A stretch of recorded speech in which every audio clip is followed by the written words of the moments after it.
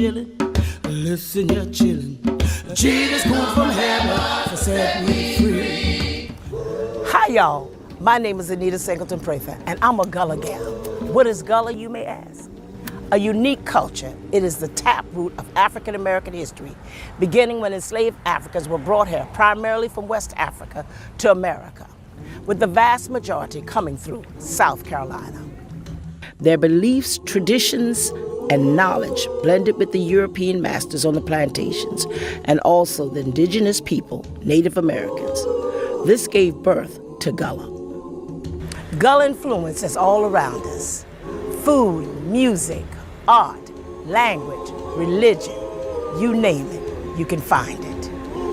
And by the sheer numbers of our people who came into this country through South Carolina, if you're African American, there's about a 75% chance that you are a Gullah too.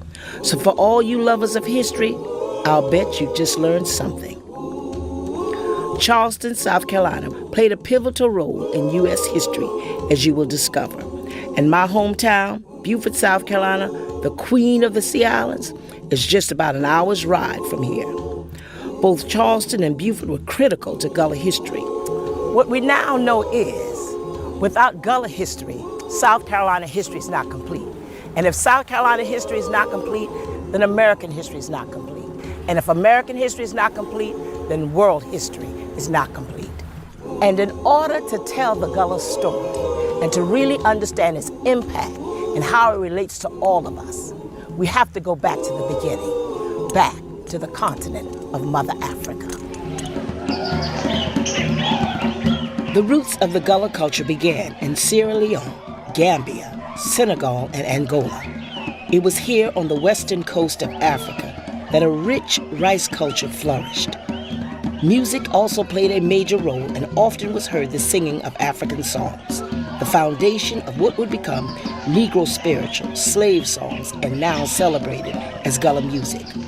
One of the earliest documented songs, loosely defined as a greeting of good health and peace be with you, is Funga Alafia. Funga Alafia. Ashe, Ashe. Ashe, Ashe. Alafia. Ashe, Ashe. Ashe, Ashe. Funga Alafia. Ashe, Ashe.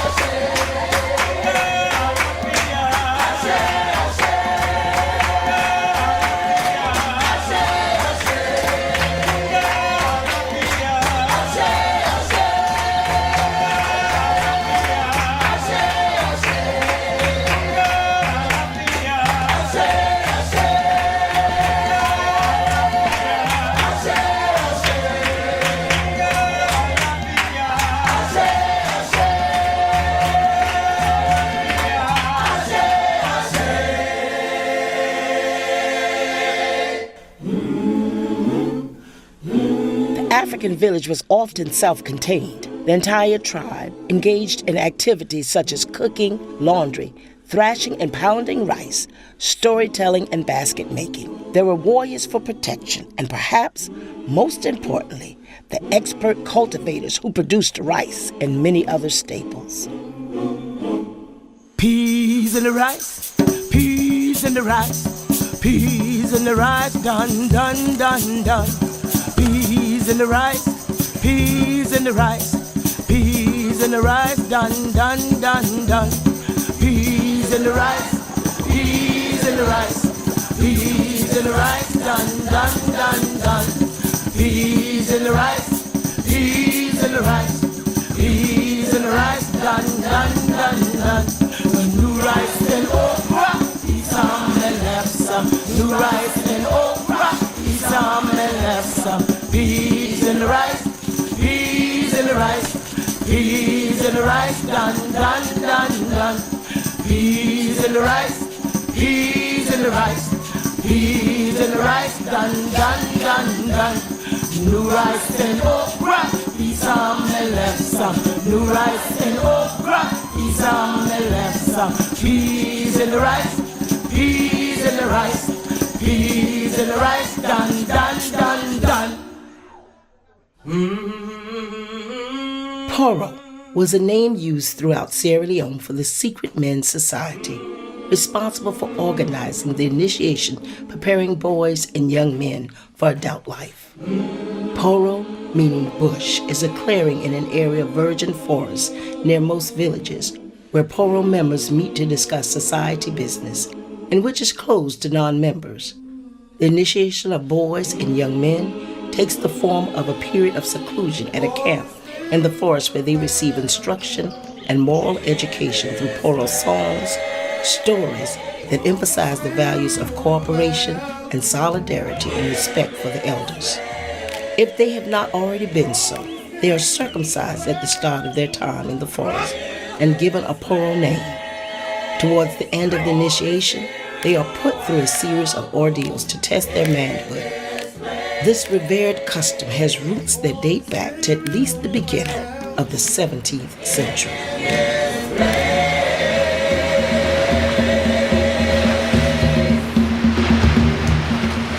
For the 200 years between 1440 and 1640, Portuguese slavers had a near monopoly on the export of slaves from Africa. The slave raiders stormed the villages to kidnap innocent men, women, and children. To succeed, they often enlisted the help of other enterprising Africans.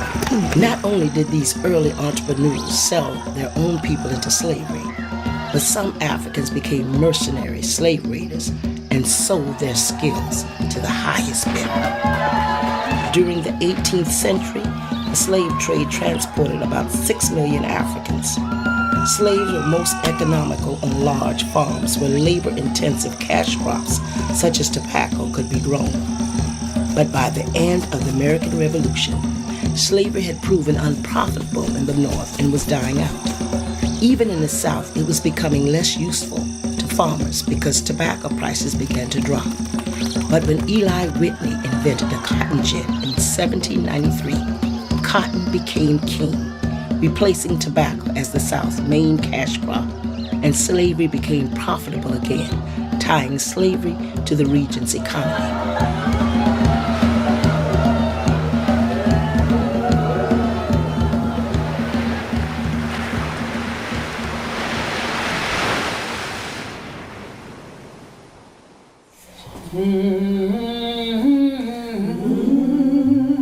Perhaps the last glimpse most enslaved Africans heading to America had of their homeland was Bunce Island in Sierra Leone, typically the starting point for the Middle Passage voyage from Africa to the New World. The journey, lasting from 1 to 6 months, depending upon weather conditions, was horrifying, with vast numbers of human cargo dying along the way from disease and starvation. Conditions were abysmal, with male slaves usually chained in pairs to save space and stacked on shelves with no ventilation and no ability to move around. Slaves, often numbering 350 to 450 per slave vessel, were fed 1 meal per day unless food became scarce due to a lengthier voyage, at which time the crew took precedence. Women with children were considered less desirable, and if a woman gave birth on a ship, she ran the risk that her baby would be killed so she could be sold without the burden of a child. Punishment was rampant, constant beatings from whips and cat of nine tails to ensure submission, and suicide among slaves was not uncommon. Many slaves believed that once they committed suicide, the waters would return their spirits and their souls back to Mother Africa. Is the old ship of Zion, and 'tis the old ship of Zion, oh, 'tis the old ship of Zion. Get on board. Get on board.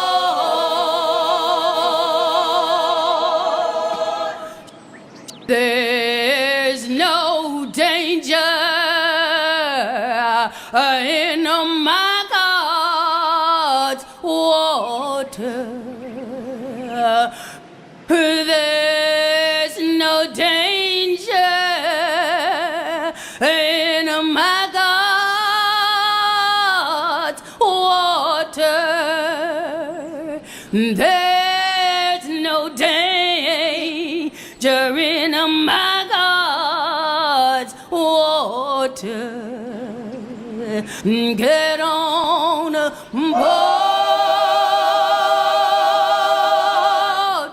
Get on board.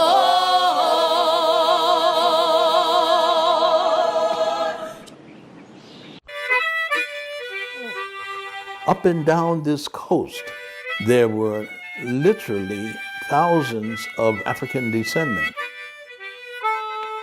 I'm John Herman Blake. I'm a seventh-generation descendant of a woman who was enslaved on an island in the Savannah River on a rice plantation. Most of them came from West Africa, Sierra Leone, and Gambia. It really began about the 18th century as the Atlantic slave trade began to prosper, as people began to acquire property here who saw the potential for growing rice and cotton. And they began to import Africans who were enslaved on plantations. You could buy a plantation, buy 10, 20 slaves, and within 3 to 5 years, have a complete return on your investment. Dr. Blake is Executive Director of the Gullah Cultural Heritage Corridor Commission. The Geechee are descendants of slaves who settled in the U.S. state of Georgia, and the Gullah, known for their masterful storytelling, settled in the neighboring state of South Carolina.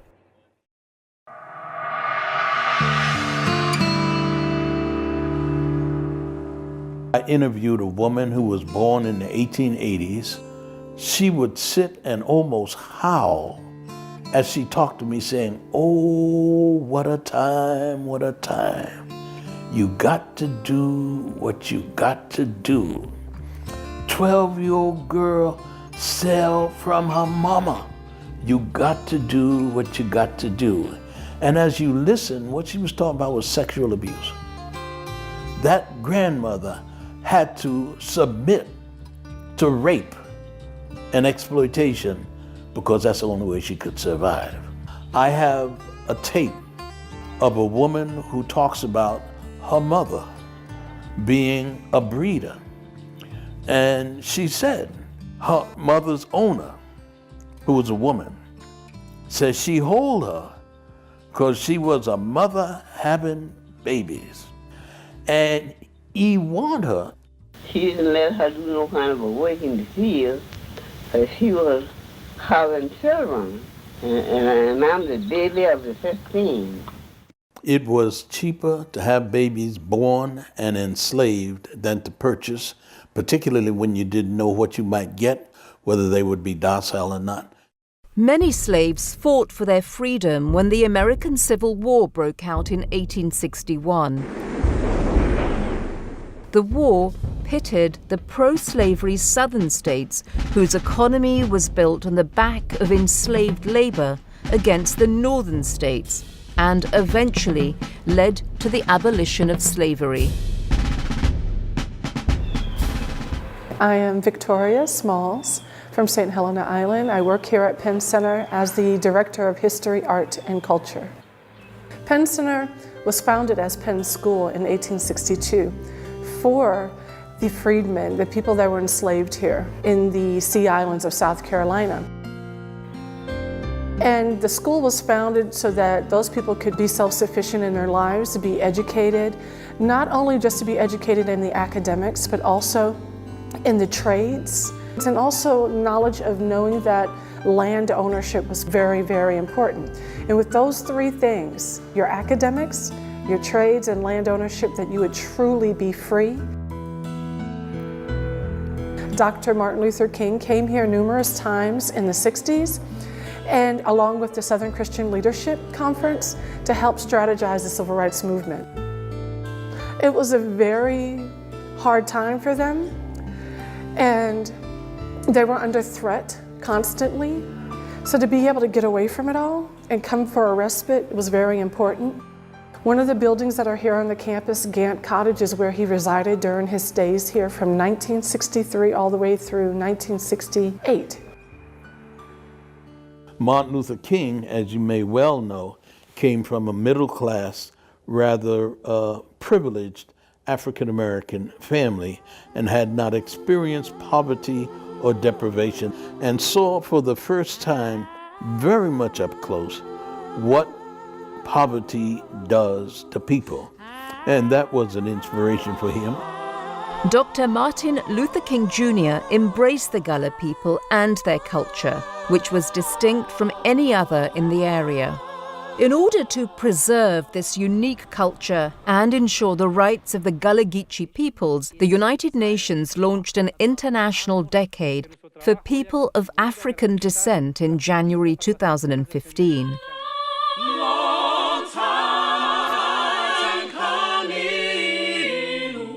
The decade aims to recognize their contribution, preserve their rich cultural heritage, and bring an end to discrimination.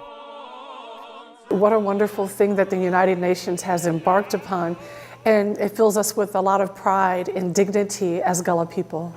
Some of the tradition that we brought over with us from Africa, very, very important to keep it going. It's already evident that some things within the Gullah culture are starting to slowly fade away. When you have sweetgrass basket sowers that are unable to find the sweetgrass because of rapid development in those coastal areas where it grows, it's very scarce. Penn Center is trying to help with that. Our mission is to promote and preserve the history and culture of the Sea Islands. Mr. Joseph Cripp Legree, he's one of the last cast net makers on our island. And so we are trying to offer that as a class at Penn Center to help promote and preserve that. So what my hand, see you know what me. Penn Center is trying to keep that alive. Besides a fading culture, the Gullah Geechee communities face another challenge. Their inherited coastal lands have attracted the attention of developers, a phenomenon that Dr. Blake struggles to accept.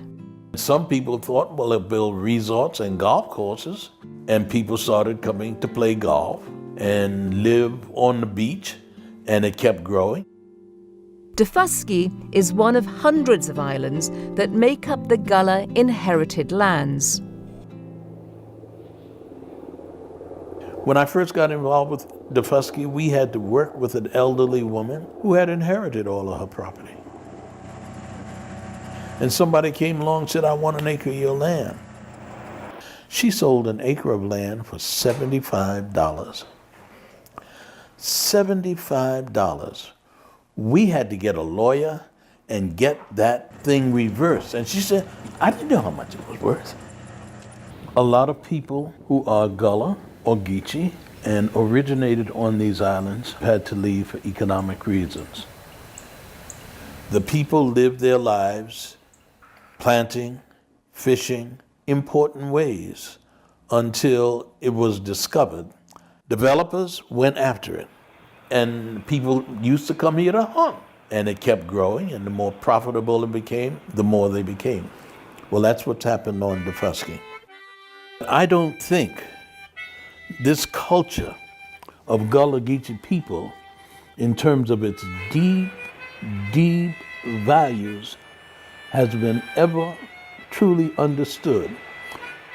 I think it will be very important for building human community. And I was a little chubby, and I jumped up, and I fell down. And the ladies were continuing to shout and to sing, and moving and twisting their hips, and just praying and even talking in tongues. And I kept jumping, and I fell down, They were all into their spirituality. And I jumped and I fell. I jumped and I fell. And the next thing I know, as my elders told me as I grew up, that they were stuck.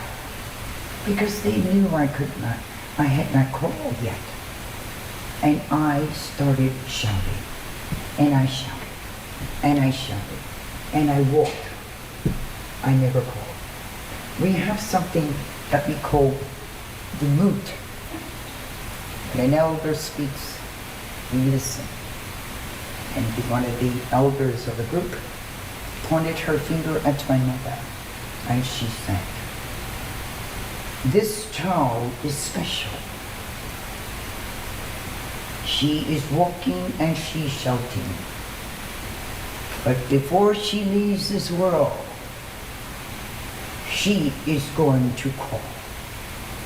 I promise you." And I never crawled until in 1980. I was injured while teaching. I was attacked from the rear and beaten in my head. My pulse stopped 39 seconds. And the paramedics brought me back by beating me, slapping me, pulling my toes, my fingers. Thank God for that. I had an out-of-body experience, and they told me, I said, "Please bring my head back.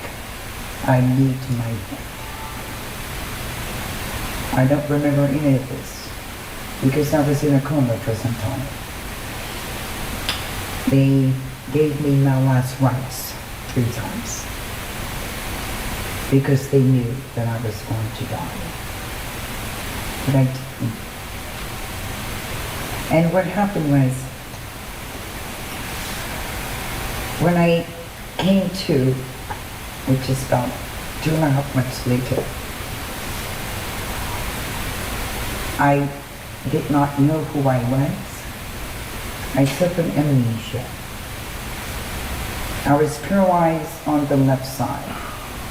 I could not move a finger or lift a leg. I lost hearing in my left ear and sight in my left eye.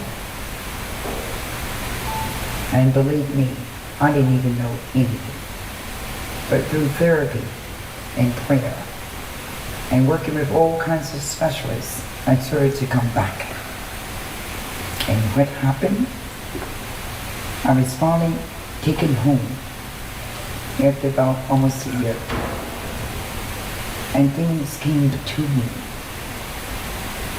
And as I got stronger, I was still very weak. And I wanted to, my baby was only 3.5 years old. I wanted to go downstairs and they call the special people, the nurses and the physical therapists had not arrived. I crawled and slipped out of bed. Dirty. I scooted like a child. Dirty. Yes. Yeah. And what happened was, I finally scooted down the steps with the right arm. And when I got down, it took me some time. I drugged the left leg and I crawled along the floor. And I remember my mother said, one of the elders, Nana, said he would crawl again. For the first time in my life, I crawled for months. So when an elder says, and point that finger, beware, my friends, because in time it will come true. So this praise house was the most important thing in receiving the beginning of the Gullah culture. In every family, there was a praise house somewhere in the community. And my home was the praise house. And my mother was the elder, and she took care of these kinds of things. Because there's a direct relationship with the Gullah people and spirituality. And not only that, but between the music and the dance, there's a natural sway of the body. And this is known as the shout. This past summer, in 2011, the Smithsonian Museum had the largest shout line in the world. It was videotaped by them, and it was on what you call the Guinness World Book of Records. The first time they had over 1,200 people in line doing the show. It was amazing. The twisting of the body was always accepted by even the educated blacks, but not among whites, because they didn't understand how we connect with the spirit world, our physical bodies and our soul, the heart, the mind. Of course, we know things that are natural, where it's a direct correlation with the Gullah people and the spirit world and the soul, and also with nature. There exists to us a symbiotic relationship where we are all connected. And we live in harmony, in peace with earth and all the animals, all the plants and all the flowers and trees. And we live on the nurturing of earth for our existence along with our spirituality. That is the praise house. You will find that the genesis of shouting spreads through the South like the catwalk, which is a kind of dance that even the Seminole Indians did. Now I'm going to go and let you know just a little bit about Gullah. We don't have too much time here. But you can see on the screen that the heart of the Gullah line is in South Carolina and what you call the Sea Islands, the Gullah Geechee Corridor. One of the main places of these islands, there are about 27 of them, is the island of St. Helena. There's so many things that happen first there. But let me get back to the meaning of Gullah. The Gullah derive from Gullah, an ethnic group living between Sierra Leone and Liberia. Some people think they started in Georgia because there's a region there, a river, that they call the, what is that, it's not Geechee River, but it sounds like Geechee. And so therefore,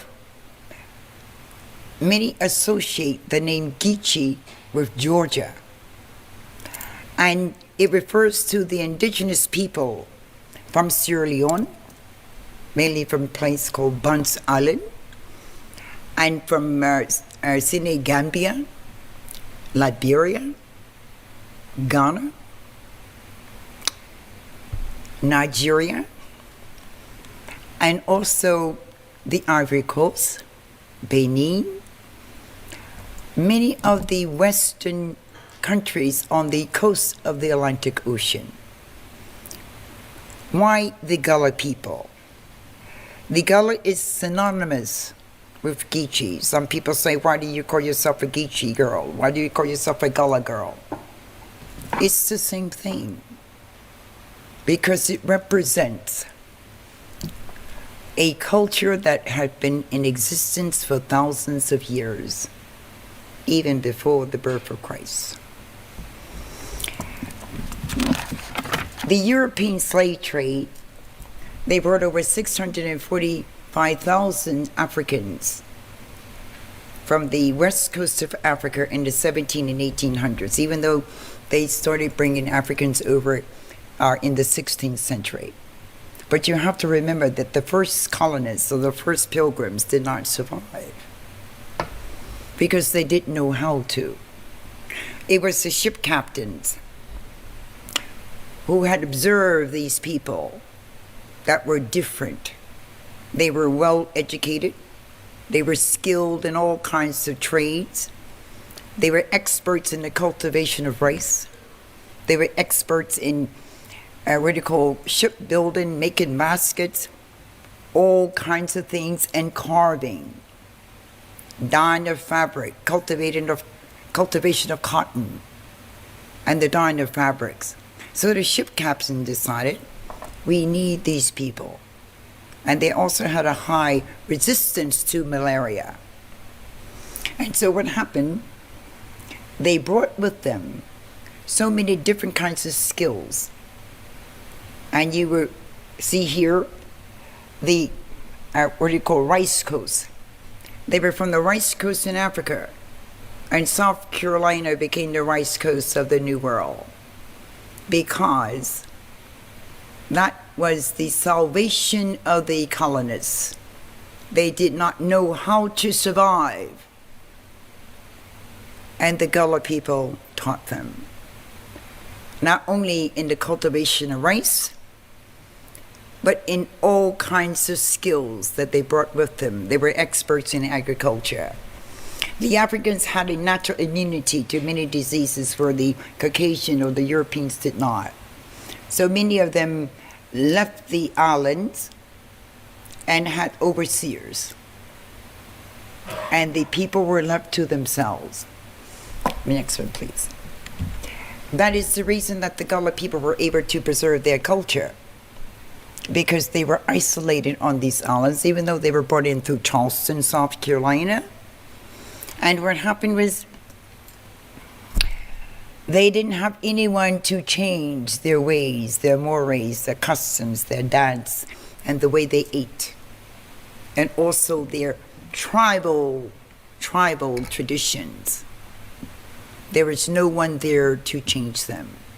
And fortunately, they were able to maintain their African culture and mores, and songs and dance, and also their family traditions, even though many of them had been separated and taken away and shipped further up the Atlantic Ocean, up the Potomac River, up the Hudson River, and even into Canada. It broke up the family of the Gullah. But they still survived in South Carolina because there was no one coming there on those islands, just an overseer every now and then. And what happened later on, you find that because of that, and all the different tribes that came into this area from Africa, the Mende, many different parts of the whole West African coast, they blended together. They tried to associate language. They learned each other's language. And they created a language known as the Gullah language. In 1997, the United Nations voted to accept the language as an official language of the Gullah Geechee people. Gullah people speak English with a distinctive accent. I have been living in Maryland now for 45 years, so my accent has changed slightly. When I first came to Maryland, I didn't understand a word the people were singing. And they did not understand anything that I was singing. I was called primitive and a lot of other names that I didn't understand. And I would ask my mother. I don't say the N-word, but anyway, my first experience in the Maryland school system in Baltimore City was a very bad one for me. It's all African American, and this was in the mid 1956 or 7. And they put me back a grade because I'm primitive and I'm dumb and I'm stupid and I am from South Carolina and I talk funny. And I said nothing in the classroom because I was angry. And the teacher had me to stand up in the middle of the room. And there were 2 doors, you know. And I stood up. And there were teachers here outside of the door, teachers here and outside of the door. And she says, "Dorothy, read." And I stood up and I started to read. And there were certain things I could not pronounce, like the word F-I-R-E. I say from. I could not pronounce the word very plainly for M-A-N. I would say man. I could not pronounce the word C-A-R because I would say ka. And the teachers laughed. And my teacher said, "I don't know why these black in want to come to Maryland. They should have stayed in South Carolina." I didn't understand. So when I went home, I told my mom. And she said, "Oh, don't worry about that. They don't know who they are. And she will not know where she's going." And what happened was, the next morning I came to school. I was in the classroom sitting on time as usual. And there walks my mother in. And she says, "I am the mother of that black in girl. And I would like for you to meet." And behind my mother was the governor of Maryland, Governor McKelvin. I will never forget him. Behind him was the near Baltimore City, near Del Centro, and also an admiral from the Naval Academy, and the principal of the school, along with the superintendent of Baltimore City Schools. That's the Gullah mother for you. You don't mess with her children. And we remain cool and calm while we take care of you. You're out. And my mother let her know that this will never happen again to any child, regardless of where that child is within this country. So I'm told that she ended her teaching career in the United States of America. That's my mother. And I am the spirit Arsina Elizabeth Rucker Brona, a Gullah Geechee woman. We have no fear of man. We only fear our gods. Now, I want to give credit to Dr. Lorenzo Dalturna, who proved the existence of the motherland of the Gullah Geechee people. He was an anthropologist, and for many years, he went all over the United States, South America, the Caribbean, and Africa, trying to find the roots of his family, and he did.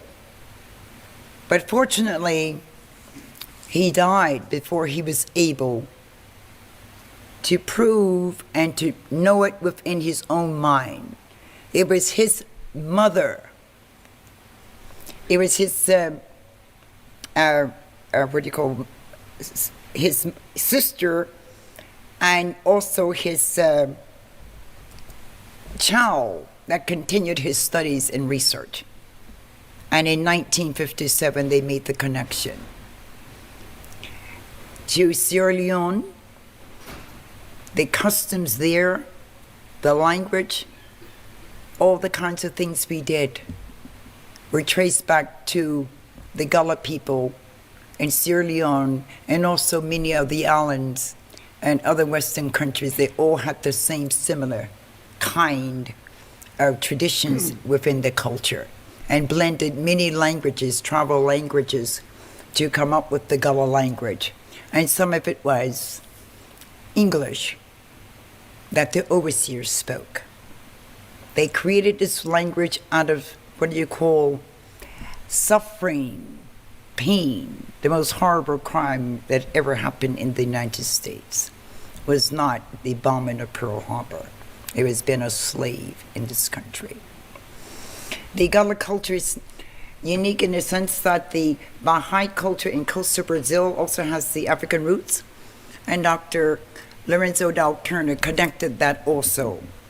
I was in the Baha'i country in South America, in Brazil.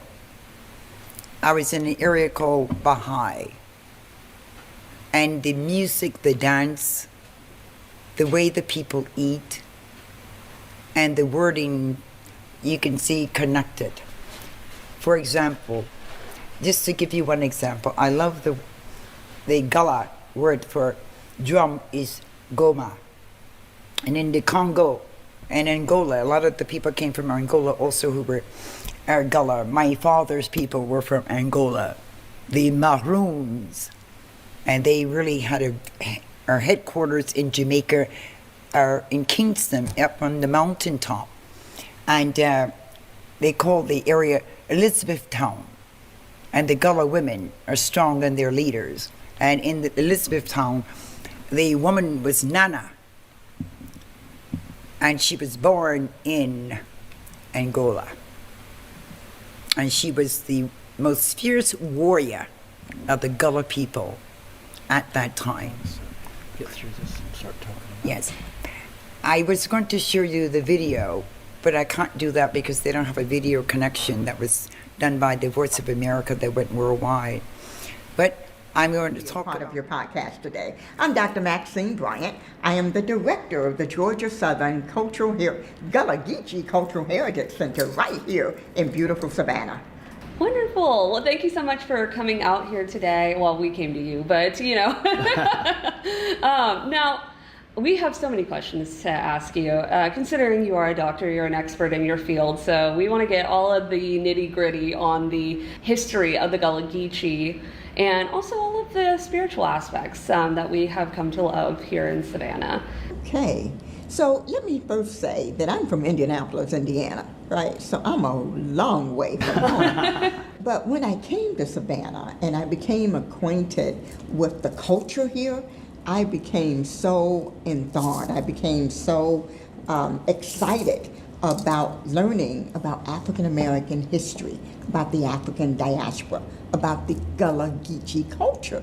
So Madison, you mentioned earlier that there's a sense of spirituality that is very steeped within the Gullah Geechee culture. So I write for the Savannah Morning News also, and I focus on Gullah Geechee culture, black culture, and I just received a letter from a man out in the west coast of the United States, and he identified as a white man, and he chastised me for calling Gullah Geechee people indigenous to this area. He said they came from Africa. They're not indigenous to the coastal Georgia area. So I had to educate him, right? So you're right. Gullah Geechee people are the descendants of Africans who were captured in West Africa, primarily Sierra Leone, Liberia, Ghana, those areas that were really well known for their rice culture growing skills, right? Rice growing skills. And they were brought to this region for that reason. Well, they were kept primarily on the Sea Island. Sapelo, Dabuski, St. Simon's, Jekyll Island, all of those islands. That gave them the opportunity to create their own culture. Now keep in mind that it was very intentional by the slave captors to separate people based on their tribes, their village, the region that they came from, to separate them, to reduce the likelihood of a revolt. And so that meant that the captured Africans who were on the islands often didn't speak the same language. So they had to come up with their own languages, a blend of what they heard what is called the pale man speak. They picked up words here and there. They brought some of their words from Africa. They created new words. Thus, we have the Gullah Geechee language.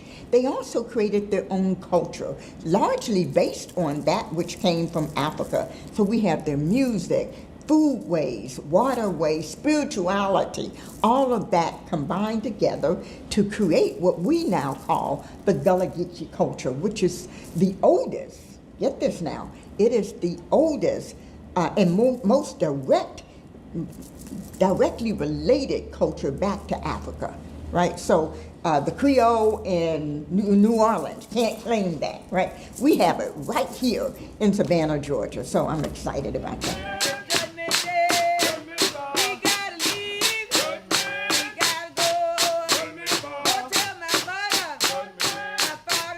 I think oftentimes in the Gullah Geechee community, Sister Roz, people think that we're speaking a broken English. Oh, no. It is so important that they know that we're not. We consider ourselves bilingual. Yes, we bilingual. We speak the Queen's English perfectly in the right environment. Yes, yes. But when we get around family and friends, we know how to loosen our tongue. What you say now? So when we come into a room and say, Grand Rising, I want to be. Ooh, how you that be? means, good morning, how are you? That's right. That's Whenever right. we say something that's out of order, we don't say anything. We just take a look-see at them and put our hands on our hip. That's all we do. We want people to know in terms of the language that Lorenzo Turner was the linguist that discovered this dialect from our ancestors being the turn of the century, 1900, that this is not a broken English.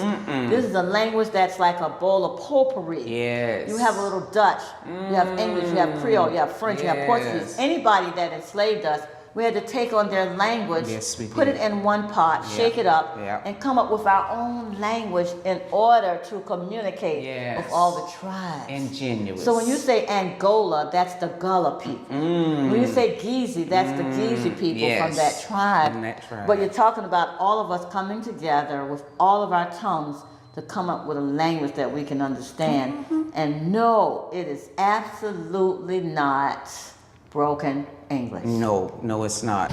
The doctor is going to give me a new knee on Tuesday, but I tell him not no bill to keep me down. I coming right on here. So I am.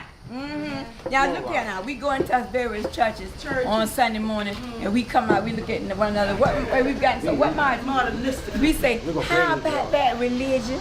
And more like we say, oh honey, it's just so sweet. We don't say them like that. We say, how about that religion? How about that religion? How about that religion? How about that religion?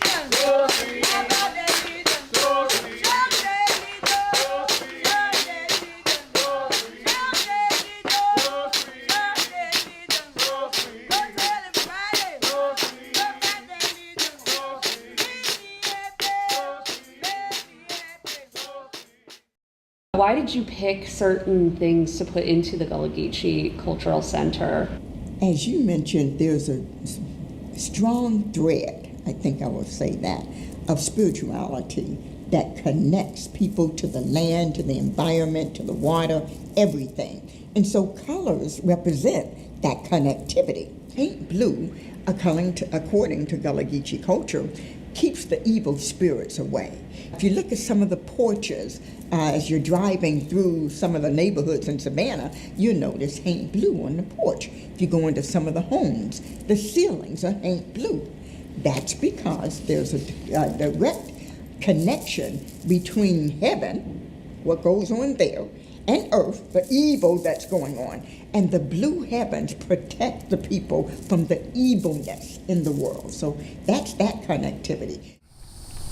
One of the first cash crop that was explored was indigo. And out of indigo, once again, now you start talking about haints, hags, but in Africa, West Africa especially, the blue itself, the color blue, was a powerful color that was used to ward off evil spirits. So naturally, when our ancestors that were enslaved to harvest the indigo, once the day was done or that task was completed, they would clean these vats, and naturally they would paint their doorways and their windowsills with this indigo blue, which some people dub it as haint blue. And that was to protect that house from any type of evil spirit from entering. Another thing I wanted to point out is behind you there is a blue bottle tree. Yes. So do you kind of want to give us an understanding of like what the blue bottle tree is, a little bit of the meaning behind it? Yeah, definitely. So the bottle tree we have today is an artistic piece, but it's inspired by the real thing, which is simply glass bottles being strung up from trees or just laid out outside a home. And this was a protective method to protect people from haints and hags. Now, a hag was said to be a witch per se, who would summon up spirits or haints that would peel off their skin, crawl into your home, sit on your chest to pin you down, and give you a nightmare.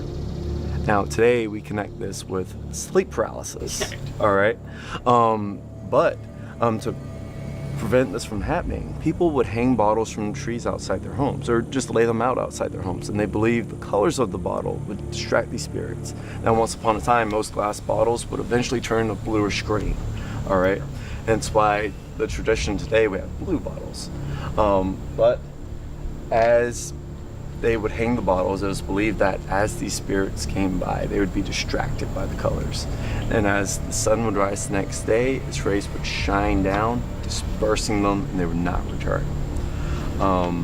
But as today, it's still practice. And so we can actually follow this practice across the Atlantic to where you'd start to see enslaved people paint their ceilings a blue.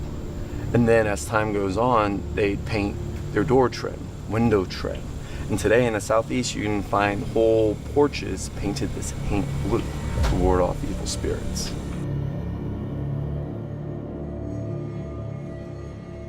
Slaves were targeted for their skills, for the fact that they knew what they were doing, that they had expertise. They weren't, savages in the jungle. They were peoples of a civilization. They had skills that were like rice growing.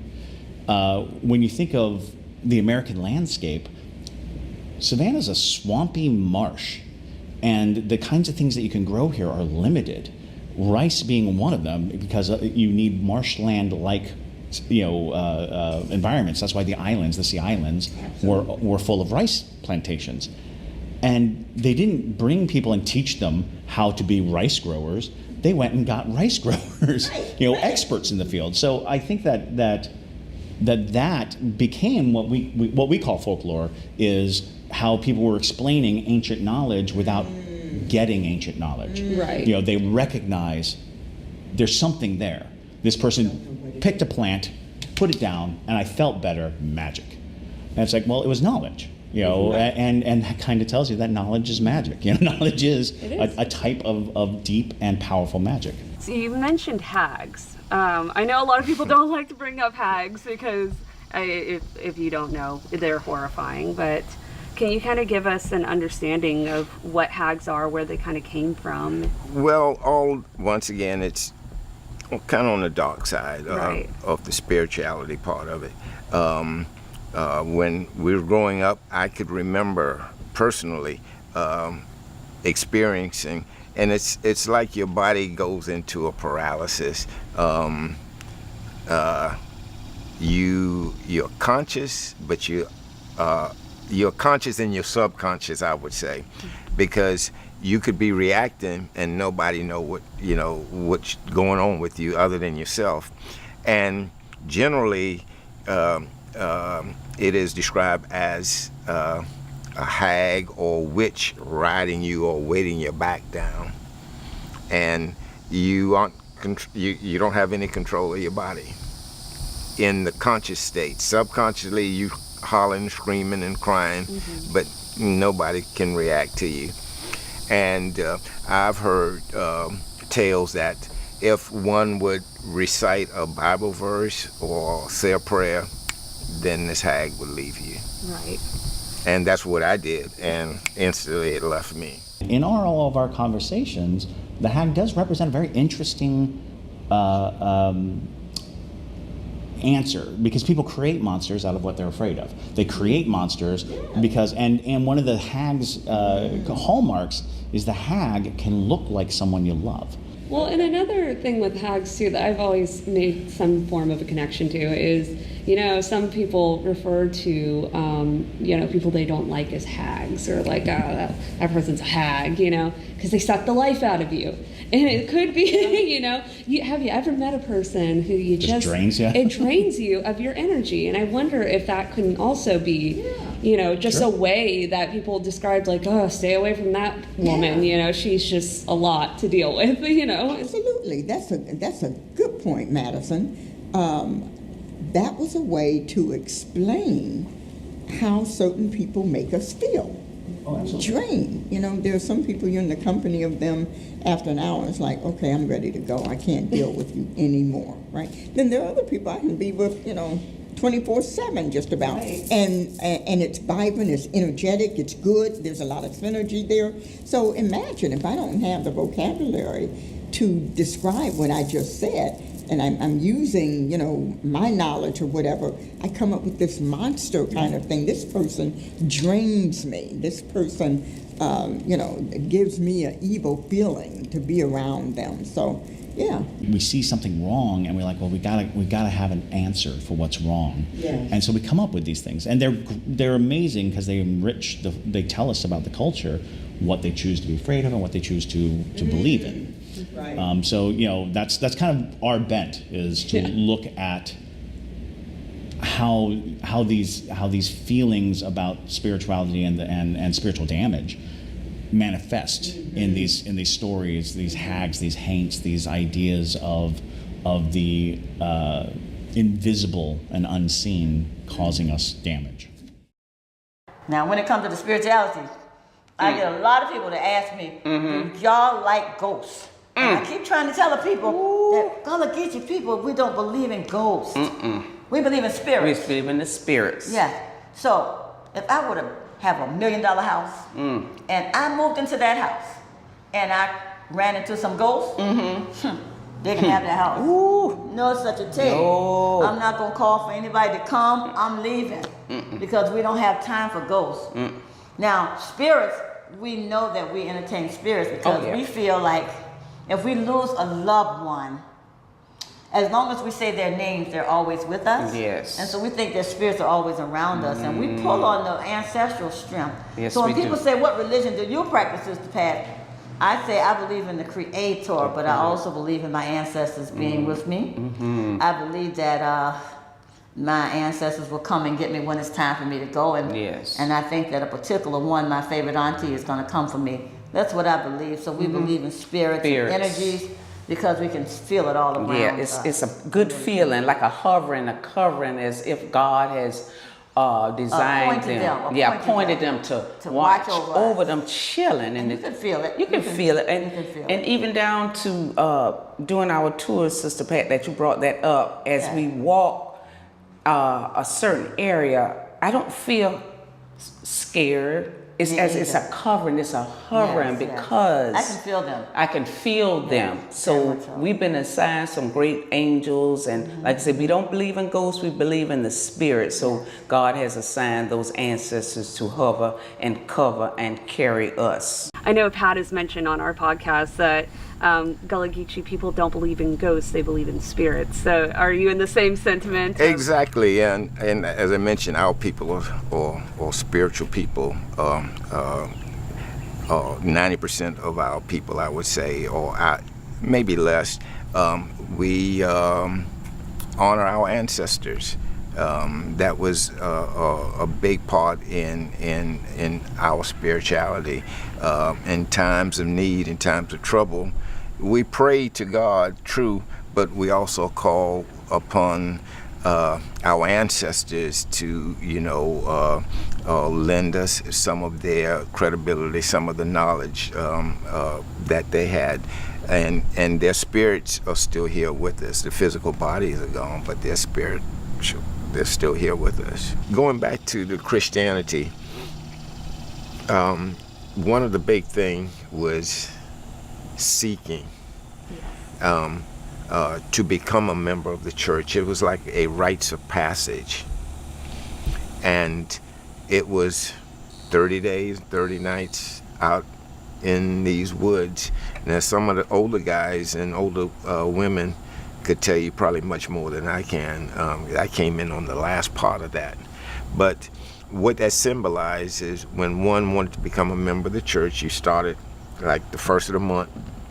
Now you have to go through this period. It's about 30 days, 30 nights, and the older generation literally had to be out in the woods like Christ was, symbolizing Christ out in the wilderness. Now, once you successfully go through that period, then now it's time for baptism. And traditionally, just like in West Africa, candidates were all dressed in white, young men and women, head wrapped up. And most of these creeks, there's a creek right over here that was used for baptism. And it was in the Gullah Geechee community, one had to be submerged underwater to be cleansed, actually. And generally, baptism were held on an incoming high tide. And once the tide reached its peak, now it's beginning to ebb. So once the tide is going out, the preacher would submerge that individual underwater. And now what that's representing is all of your sins being washed away to be carried out into the ocean. Exactly. So, you know. So in order to be baptized, you had to go through the seeking process. You had to go through the seeking process. Got my letter. Oh, yeah. Got my letter. Oh, yeah. The people keep a-coming and the train done gone. Book of Revelation. Oh, yeah. Book of Revelation. Oh, yeah. Book of Revelation. Oh, yeah. The people keep a-coming and the train done gone. Yeah. John wrote that.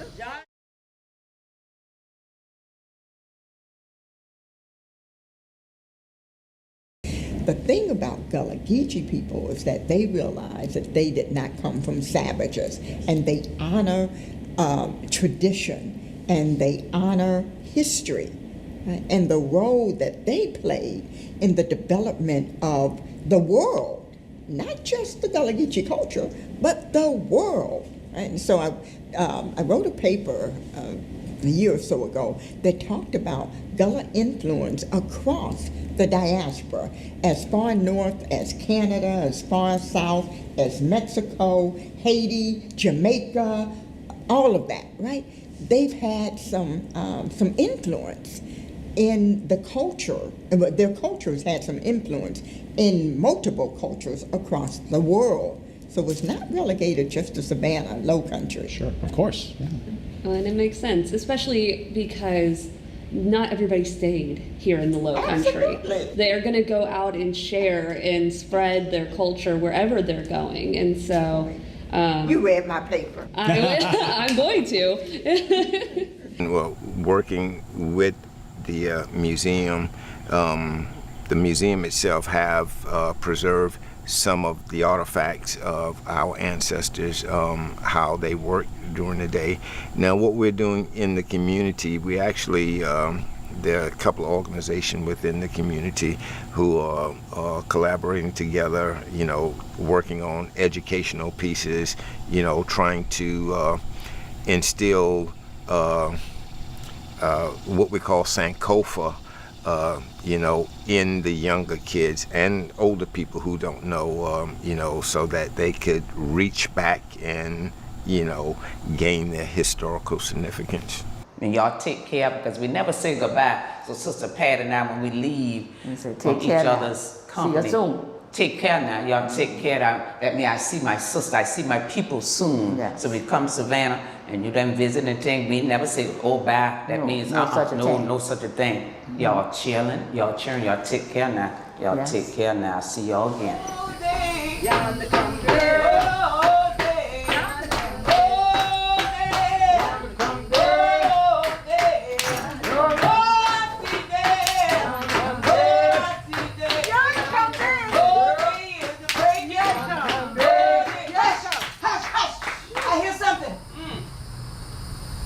another man and a brother.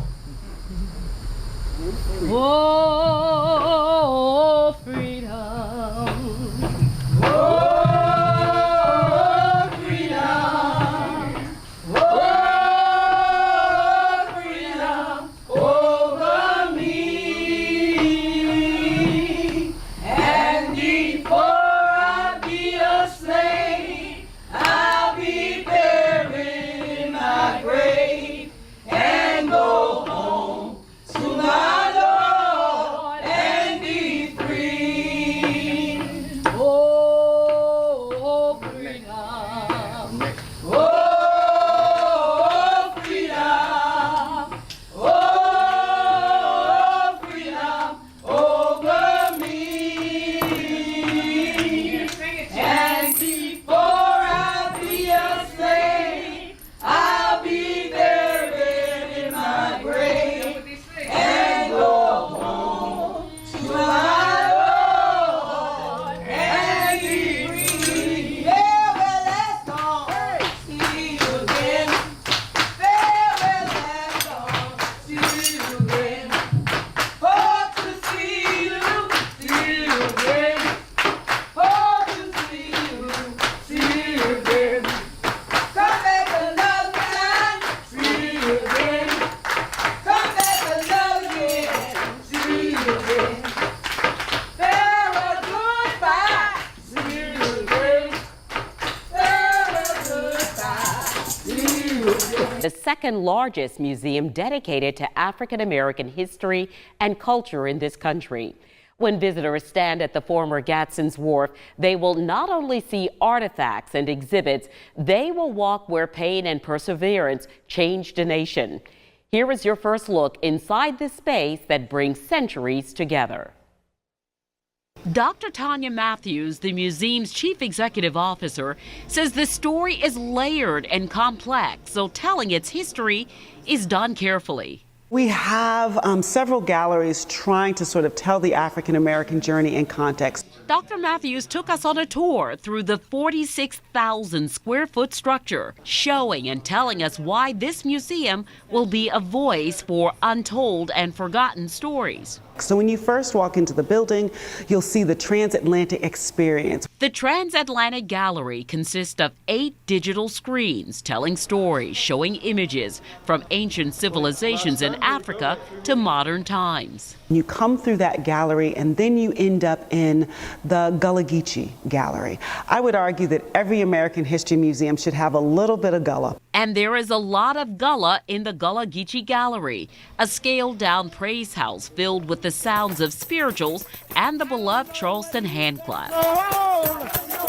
A bateau commissioned by the museum sits broadly in the center of this space. You go from there to African roots and routes, making a nice connection. Dr. Matthews says the International African American Museum has 2 ways of thinking and delivering content. One is origin stories. We go back to 300 BCE. We talk about the fact that human rice cultivation was recorded on the continent of Africa that far back. The African Roots and Routes Gallery highlights modern African diasporic connections. And then you leave that vibrant and alive gallery to enter one of our smallest and probably most powerful galleries.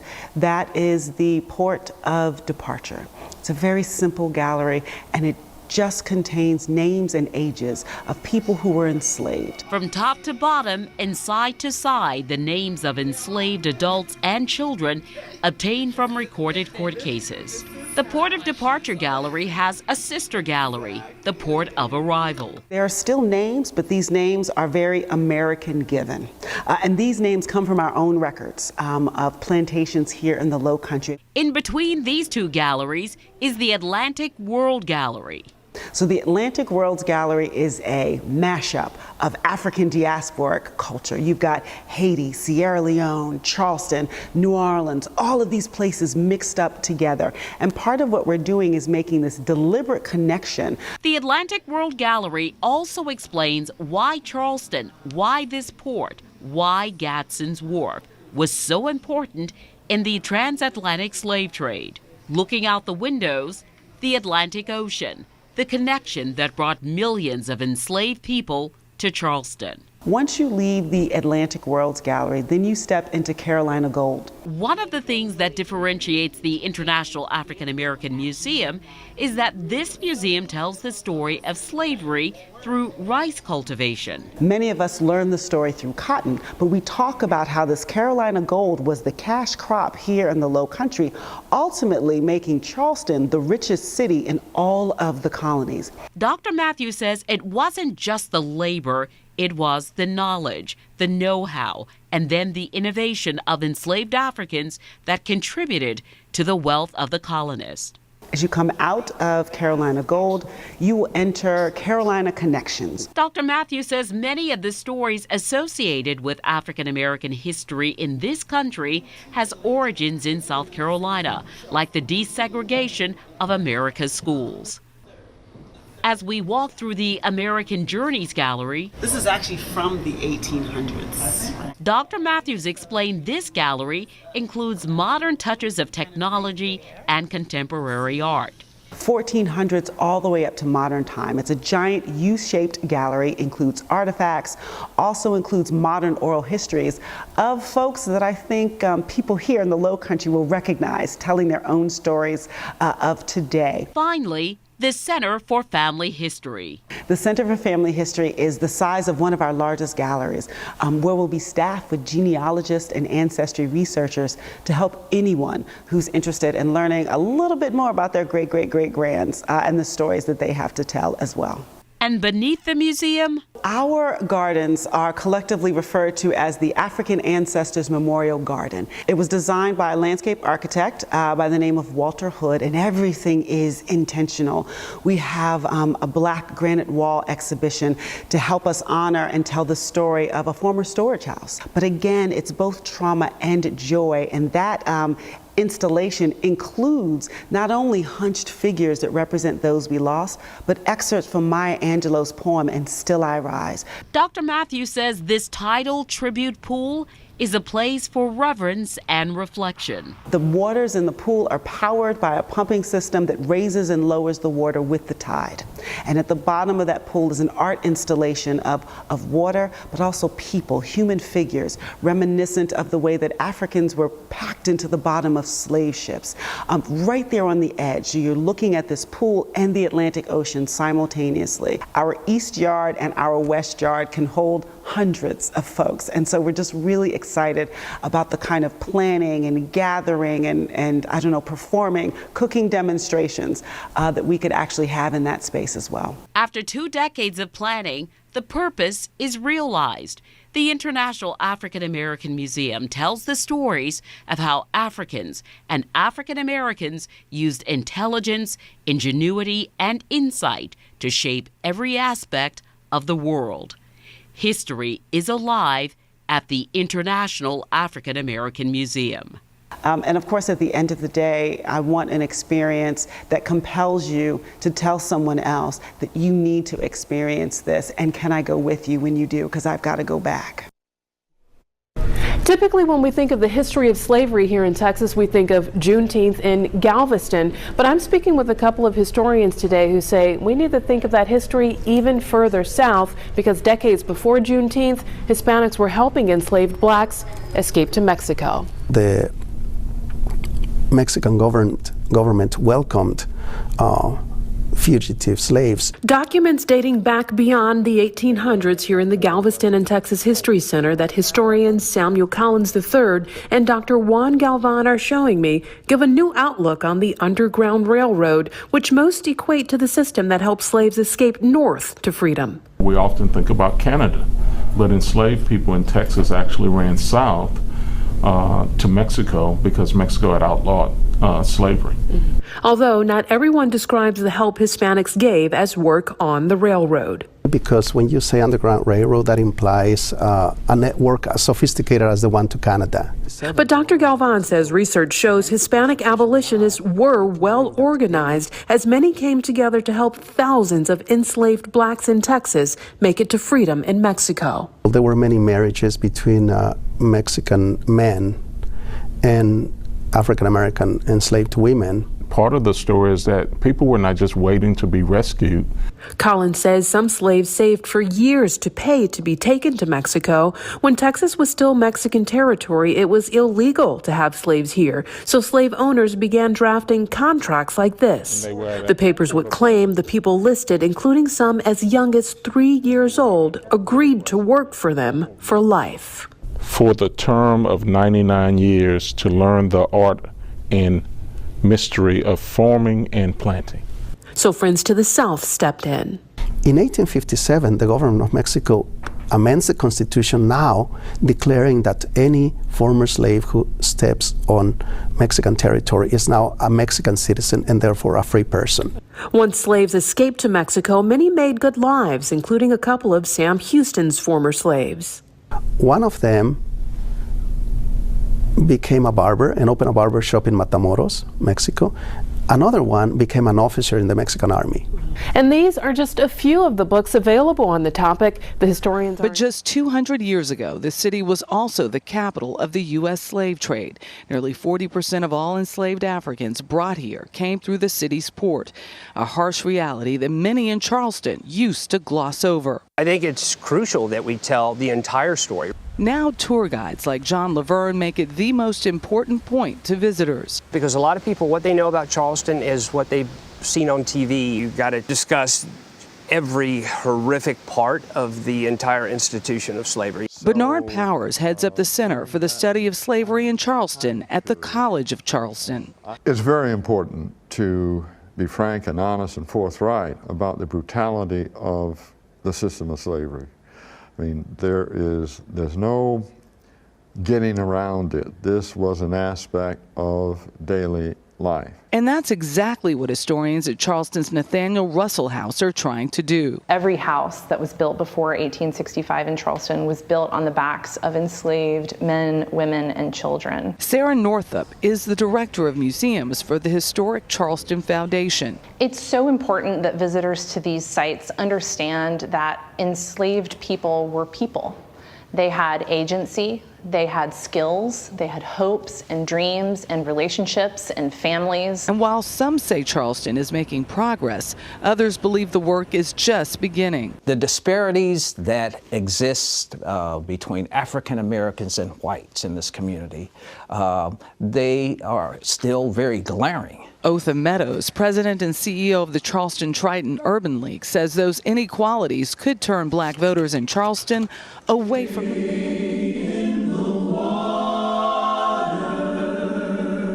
It's 1821. Historians say Bahamian fishermen and captains would patrol the open waters off of Florida's coast looking for wreckage to salvage. They'd also find people, hundreds of enslaved men and women who took to Florida's beaches searching for freedom.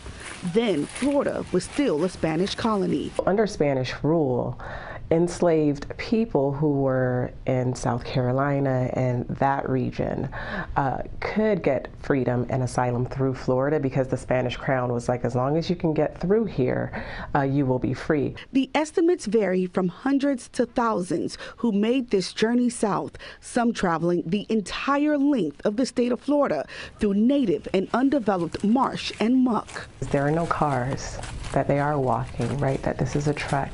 And this is not paved, right? This is swampland, this is palmetto bushes, this is just Florida in its natural state before it was built out. The journey takes them all the way south through modern-day Miami into Key Biscayne and what is now Bill Baggs Cape Florida State Park. There, they'd get on boats to Andros Island, the Bahamas, which was already free. We can imagine, right, the physical feat of what it took, right, to reclaim their freedom. By 1825, word of the movement is spreading. A lighthouse is under construction, making the route, which operated under the cover of darkness, no more. Today, a sign 6 feet away from the now restored lighthouse at Bill Baggs State Park marks the official federal designation of the Saltwater Underground Railroad. And it is a site where Black people stole themselves back, repossessed themselves from the horror of slavery, right? A system that sought to kidnap Black people from Africa, force them into bondage, and steal their labor. And Florida was a site where black people Most repossessed. significant outcomes was the Emancipation Proclamation and the almost unthinkable concept of freedom. The Emancipation Proclamation was written by President Abraham Lincoln. Its first public reading was in Beaufort, South Carolina on January the 1st, 1863. It proclaimed the freedom of slaves in the 10 states still in rebellion, thus applying to 3 million of the 4 million enslaved in the United States at that time. The proclamation also mandated suitable freed slaves could join the United States Armed Forces and be paid for their service. And forever free. My country, 'tis of thee, sweet land of liberty, of thee I sing. Land where my fathers died, land of the Pilgrim's Bride, from every mountainside, let freedom ring. At this ceremony, Prince Rivers from Beaufort, South Carolina, who escaped and joined the Union Army, returned to Beaufort as a sergeant in the 1st South Carolina Volunteers Regiment to accept the flag from his commanding officer, Thomas Wentworth Higginson. Born in Bethlehem, him be the great I am. Them bells, chillin', ring the bells. Ring them bells, chillin', ring them bells. Ring them bells, chillin', ring them bells. Jesus born in Bethlehem, him be the great I am. Ring them bells, chillin', ring them bells. When the Civil War ended on April 9, 1865, the abolition of slavery may have been its most significant outcome. The 13th Amendment to the United States Constitution was passed and ultimately adopted on December 18, 1865. Slavery was officially abolished. Transitioning from slave labor to free labor was no easy task, considering the years of emotional scarring. And though the Emancipation Proclamation promised civil liberties, they were often ignored due to prejudice and anger from the populace. The quest for equality began with many heroes taking a stand to bring about civil rights and equality for all. General Robert Smalls, the first black hero of the Civil War, took the lead, and he sums it up with one of his most famous quotes. "My people need no special defense, for the past history of them in this country proves them to be equal of any people anywhere. All they need is an equal chance in the battle of life." This is Hampton Park in downtown Charleston. The Military College of South Carolina, the Citadel, is just across the street. Toward the end of the Civil War, this was a horse race track known as Washington Race Course and the Jockey Club, and track was turned into an outdoor prison camp for Union soldiers. At least 257 of these soldiers died of starvation and disease and were hastily buried in a mass grave right here on this property. But just after the war ended, a group of 28 black workmen went to the site and gave the Union soldiers a proper burial, even putting a fence around the cemetery and building an archway with the inscription "Martyrs of the Race Course." As you're about to discover, this righteous act was the precursor and inspiration for Memorial Day, and its roots are right here in this park. Memorial Day has its roots in Charleston, South Carolina, beginning May of 1865, immediately following the end of the Civil War in April. For African Americans, the holiday began as a way of paying tribute to the Union soldiers who died in the quest to abolish slavery and reunite a nation. The commemoration was later moved to Beaufort County, the site of the Beaufort National Cemetery. The original 29 acres in the heart of Beaufort proper was designated by President Abe Lincoln himself as the final resting place for those who fought to preserve the Union. Memorial Day was first known as Decoration Day for the tradition of preparing to honor the dead by cleaning gravestones and placing flowers and flags. In addition, celebrations began to evolve with African Americans from neighboring cities and states flocking to Beaufort to take part.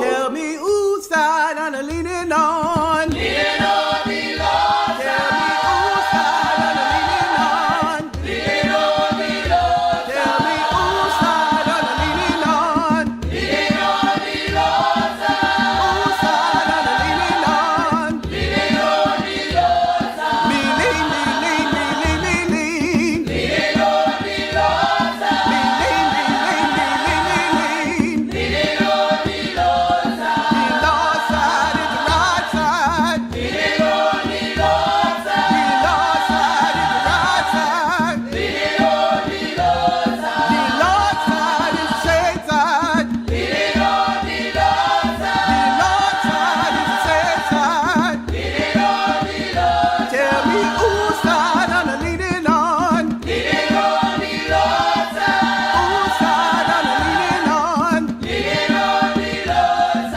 Whose side I'm leaning on. Leaning on the Lord's Whose side I'm leaning on. Leaning on the Lord's Me lean, me lean, me lean, me lean.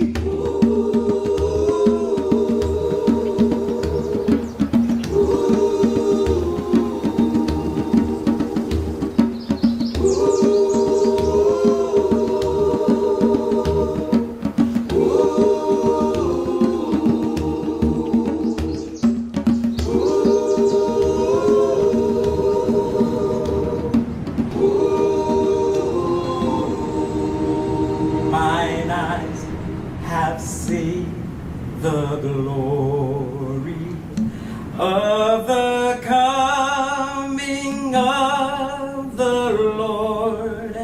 He is trampling out the vintage where the grapes of wrath are stored. He has loosed the faithful lightning of his terrible swift sword. His truth is marching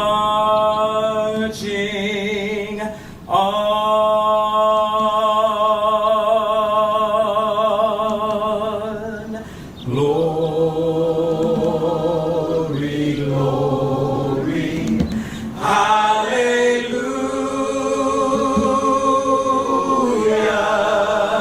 hallelujah. Glory, glory,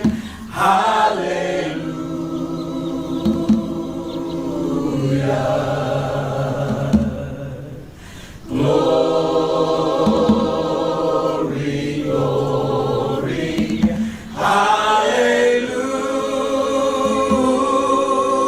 hallelujah. His truth is marching on.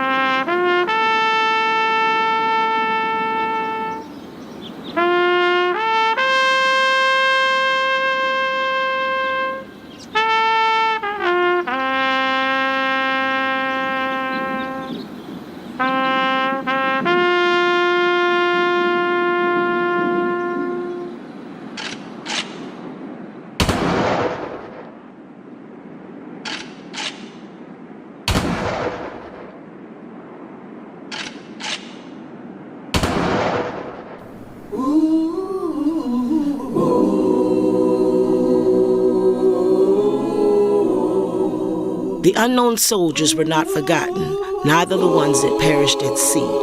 A special Sunday evening march to the water would culminate in a ceremonial cascade of flowers. Take me to the water. Take me to the water. Take me to the water.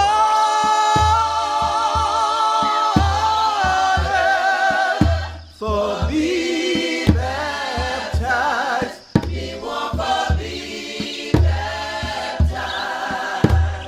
Take me to the water.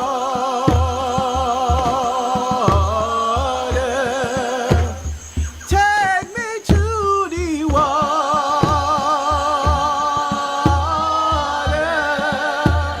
Take me to the water.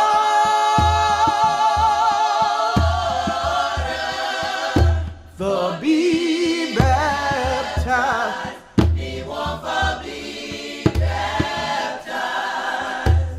Me love me Jesus.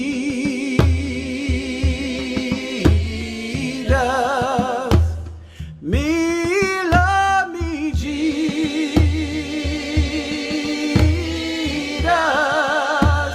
Me love me Jesus.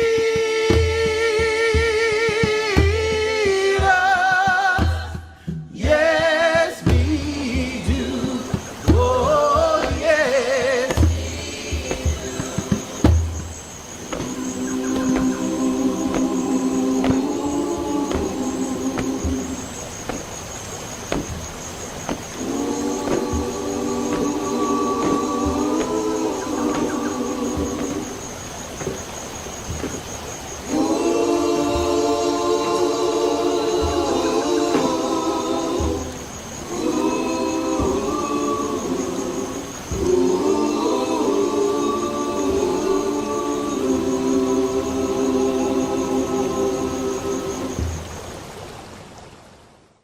Behind me is the Emmanuel African Methodist Episcopal Church, lovingly known by many of us here in Charleston as Mother Emmanuel, the largest and oldest AME church south of Baltimore, Maryland. On June 17th, 2015, a young man entered this hallowed building with the intent of inciting a race war by murdering 9 of our beloved community members. But guess what? This is the day. This is the day that the Lord has made. Instead of the unrest he had hoped to achieve, the community came together as one in ways that transcended the hurt and the pain and proved once again that hate conquers nothing. Love will conquer all. The outpouring of forgiveness for this evil act was a true testament to the resilience of the African American people, the people of Charleston and all of South Carolina. I'm so proud to be a South Carolinian and a Gullah gal. We've come so far by faith already. Trouble will be over. Trouble will be over. Amen. Trouble will be over. Amen. Trouble will be over when we see Jesus. Trouble will be over. Amen. Oh, me see the lighthouse. Amen. Me see the lighthouse. Amen. Me see the lighthouse when me see Jesus. Trouble will be